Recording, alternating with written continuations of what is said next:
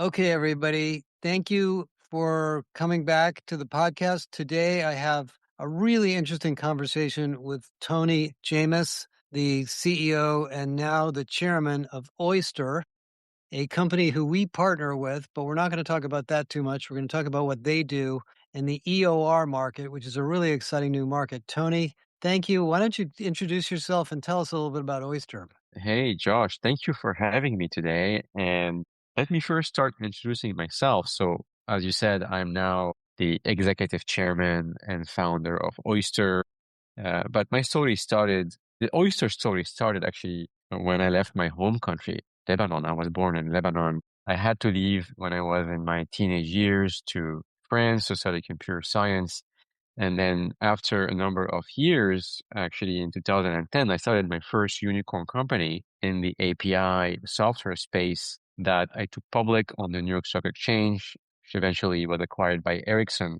And I took some time off in between, and I was really focused on how can I be at service in this world? And that led me to Oyster, which is a global employment platform on a mission to reduce wealth inequality by democratizing access to global job opportunities. And just to give you some data point, there are 85 million knowledge workers in emerging economies. Sorry, there's 85 million knowledge job shortage in the West. And now increasingly AI enabled talent is a massive shortage, leading to $8.5 trillion economical loss. While at the same time, there's hundreds of millions of knowledge workers coming into the workforce, mostly from emerging economies that are ready to jump on these opportunities. There's an economist called Brian Kaplan from George Mason University. He wrote a book called Open Borders, and in his book, he argues if you remove the concept of borders from talent mobility, you can triple the world economy. So that's why I started Oyster in November 2019, a mission to reduce inequality by making planet Earth one employment market. And that led us to develop a global employment platform. At the core of it is an employer of record model that is software enabled to help companies hire anyone, anywhere. Wow, Tony, that is really an interesting way to think about what you're doing.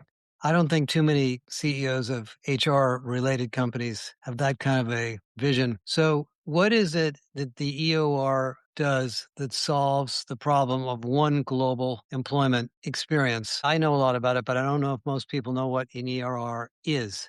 Essentially, the model is companies can employ, let's say, 50 employees in 50 different countries through one platform, one payroll, one invoice, one payment. So in the past, without this technology, they have to go country by country, setting up legal entities, finding payroll providers, benefit providers, guessing how much they want to pay that person fairly, and and they can do all of that and still fail to create a homogeneous, fair employment experience across these borders. So this is a problem we solve. So what we did is we built this employment entities in 150 plus countries, and we use software and increasingly AI to actually make that experience homogeneous and seamless across any country in the world. When I first learned about the space, did the concept or the word EOR exist when you started? It did exist actually. This model exists for 50 years, Oh, but before the pandemic, it was mostly like a transactional professional service type of right. businesses that costed a fortune and can only be afforded by Fortune 500 companies. What happened with the pandemic is the market went down market from the enterprise to the smaller and mid-sized companies armed with this technology, now they can act like a Google and Microsoft and hire the best talent anywhere in the world. Operationally, when a company wants to use Oyster and go global or hire globally or integrate their global workforce, exactly what do you guys do and how does it happen? Yeah. So essentially, the customer, typically the HR team, they go on our platform, they open an account, and the first thing they do is they start an onboarding process to onboard Mary in Athens. They found this amazing software developer. They want to hire her.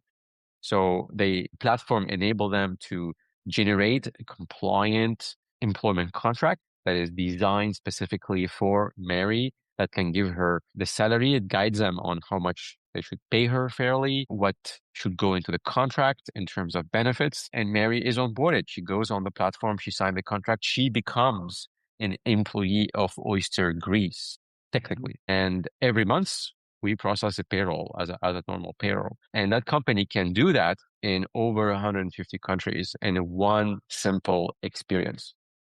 In my mind, I think of it as a new type of what we used to consider a PEO for a U.S. company, but at a global level. Yeah, So, exactly. so there are other companies who've done this for a long time. There's other companies who do it with a lot of technology, and some of them are pretty hyper competitive companies. As you know, I won't mention any names. Yes. But the ultimate value is not eliminating bureaucracy or staying out of legal trouble. It's more strategic. So tell us about this new idea of really becoming a strategic workforce platform, strategic workforce partner. Yeah. So to answer the question, we have to look at what's happening in the world, right?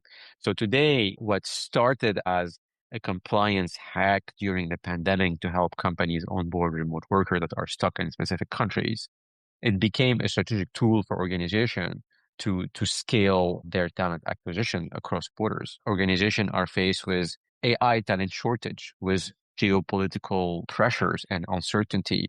They need to diversify their sources of labor across countries. There is some immigration rule that are getting more difficult. We've seen what's happening in the H-1B in the US. So all of that is driving organization to look at this global employment platform or EOR as a strategic asset.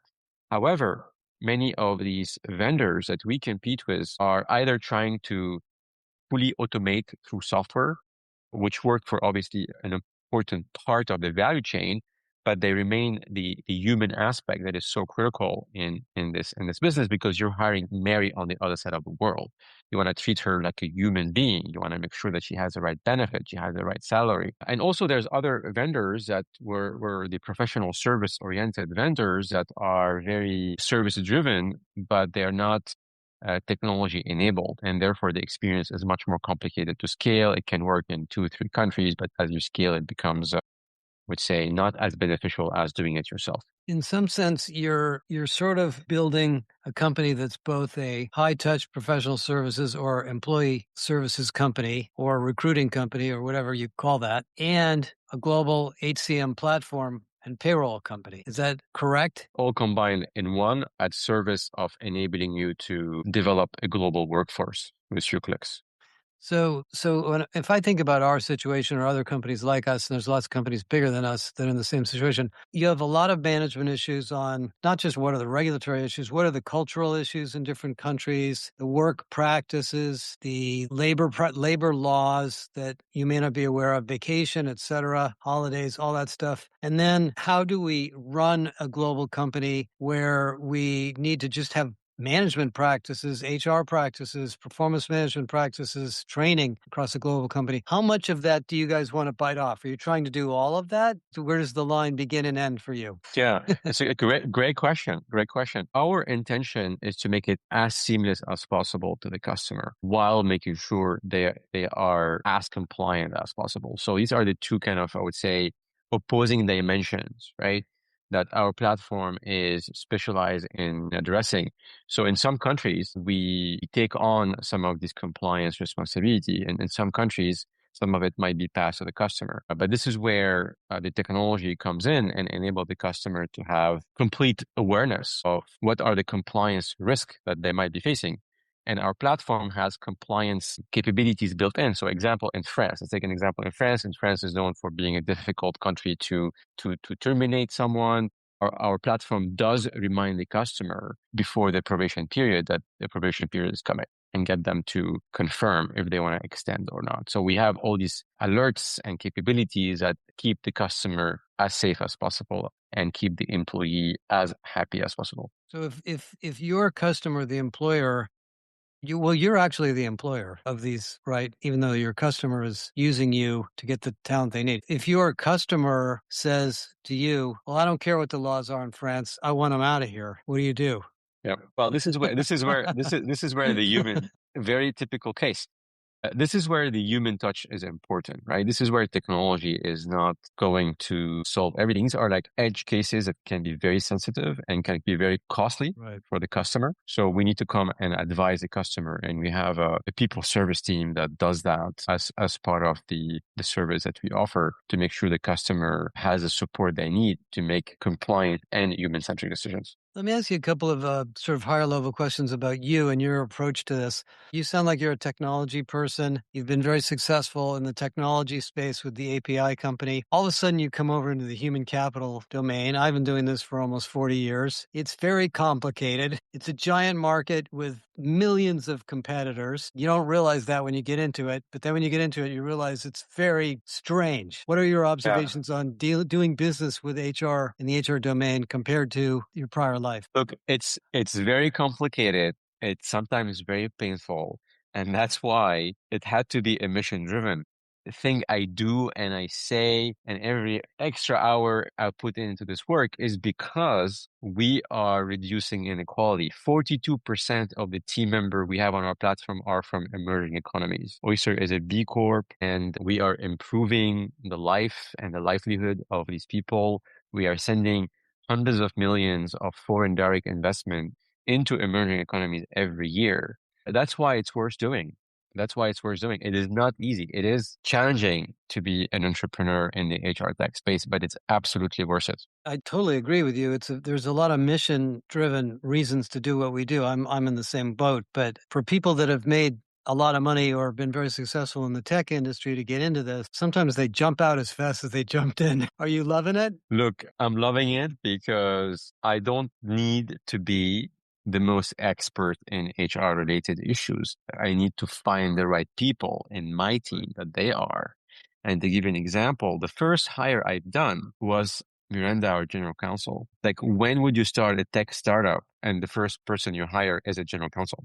I needed these people in the beginning of the journey to be able to design a tech-driven experience, but rooted in compliance and human centricity. Well, I mean, our experience working with you guys is you're just an amazing group of people and an amazing organization. So the idea of income equality and fairness and globalization is completely out of sync with everything that's going on in the world right now politically. What is really happening? Is the world changing from your perspective since you get to see a lot of the data here? I mean, absolutely. Like, what's happening in the world today is confirming that this is absolutely needed. It's actually getting people to awaken that we are all one on this planet, and these borders and these geopolitical tensions are all illusions that are not real. And we need technology to abstract them so that we get the growth moving in this world without deforestation, without digging holes in the ground and getting petrol out of it. Like, we're going to have to find alternative ways to grow, and making employment more accessible for all these amazing talent that is available on the planet is going to be much more powerful to keep feeding this infinite growth machine than depleting natural resources. Well, Has to happen. It will happen. no, I agree. It's just so odd that the political environment is going in the other direction. But so let me ask you a question that people would probably normally ask me, but I want to hear your perspectives. If you think about the companies you work with, and I don't know how well you meet the leadership teams, you probably meet a lot of the HR executives. Some companies thrive as global companies. Some companies struggle with it for a whole variety of reasons. What would you say to a HR executive or a business leader who is already aware of the need to hire lots of global employees, but they're not sure how to really make it work well? What have you learned about the management culture or other strengths here that are needed? Yeah, I think the first one is the belief that somebody is from another country, different culture, and they're gonna struggle to adapt to the company culture is overrated, that concern. Because company culture, if there's a strong company culture, then the company culture is more important than national culture. So that's what I've observed. There's fear to do the first hire in another country because of that. But people who've made that jump and they have a strong cultures, they have been rewarded with great talent, more cost-effective talent, and talent, to be honest, that are very loyal. I mean, at Oyster internally, we have retention rate that are unheard of. I mean, including on the leadership team, I have people here that's been with us for more than 5 years, which is when we started the company. 6 years, actually. 6 years. Miranda, general counsel, is still here. Well, I totally agree with that. That's certainly true. What's your conception at your level of the way DEI has been treated in the United States over the last couple of years? Look, I find this to be unfortunate, and it is very much a U.S. issue. Like we don't see that outside the U.S., right? I mean, there's something going on in the U.S. that is impacting how we see this issue.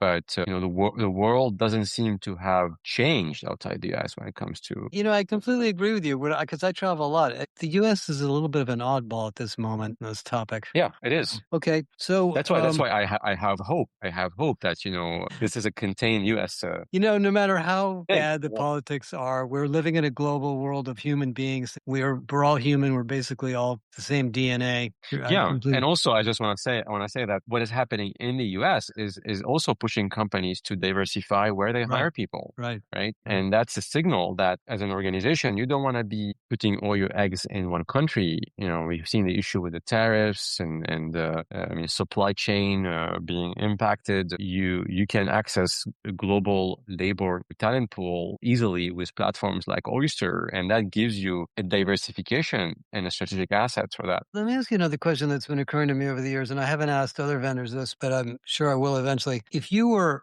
SAP or Oracle or Workday or any one of those HCM providers who don't provide any of the services you do, why wouldn't they do what you do versus you trying to do what they do? If you want to really be a strategic workforce partner, you're going to have to build more and more of a sort of a global HR platform, I think. It depends, right? It depends if the customer already have an HCM and they are happy with an SAP or Oracle or a Workday or whatever. Our role is to integrate with them, right? So, But you and have to also offer it's some type of a platform of your own for the medium and smaller companies. that's correct. I just want to say it's also for an SAP or Oracle, this is very niche business, right? I mean, it costs hundreds of millions to build a global employment infrastructure, let alone the software on top that's going to federate that. So that's something that is very difficult to build in a short period of time. Yeah, it's interesting. If I think about PEO companies, like I know in the case of ADP, the PEO business is our fastest growing business. So these services businesses actually are growing faster than software in many areas of HR. So you're kind of in a hot spot. Globalization, technology enabled. What's the role of AI for you? What do you see AI doing and how are you implementing it? For businesses like Oyster, where it's about compliance, regulation, information, and human service, AI is a gift for us. Like we are deploying AI everywhere in the organization. We're shifting not only how we operate our business internally to become more efficient, but how our customer interact with our platform, moving from SaaS to AI native interfaces. So AI is our priority for the foreseeable future.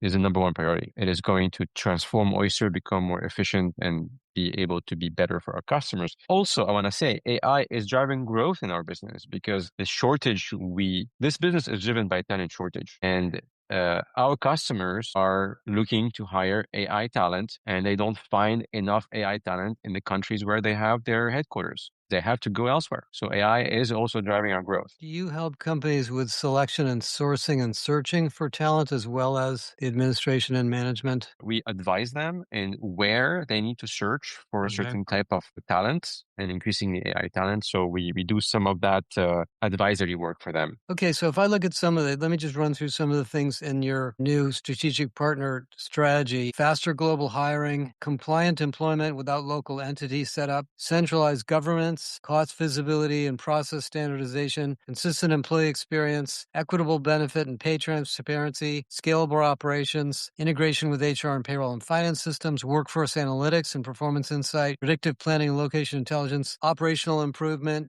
strategic advisory. All of those are things that Oyster does. Yes.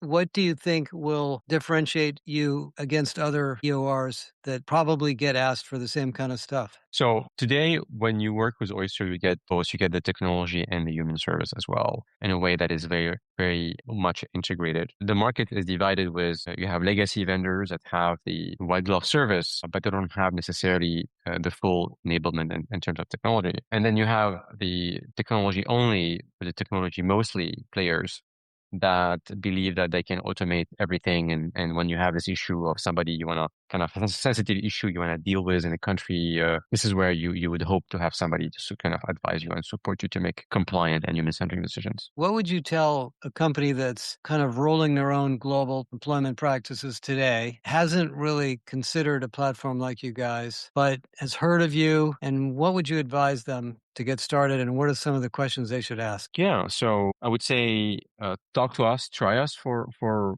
one of your team members, assess the experience, and some of the questions that they need to ask us is not only about how easy the service is or how fast the service is, but also how can we care together for that human being on the other side of the world and what's important for them. Great. Tony, it's such a pleasure to talk to you. You're such an interesting entrepreneur that you're bringing this human-centered mission to this world of HR tech and HR services, in addition to your own innovation and creativity in the company. We also really appreciate you working with us on Galileo. You've been instrumental in us getting Galileo up to speed, and it's really wonderful to work together. So I want to thank you for that. And thank you for joining me on the podcast today. And anybody that wants to learn more about this world of global employment, I really recommend you talk to Tony and talk to Oyster. Thank you, Josh. So, Tony, you've recently done some research with the Everest Group on the different modalities of EOR providers. Can you tell us a little bit about that research and what you discovered? Yeah, when we work with the Everest folks, what we've discovered is that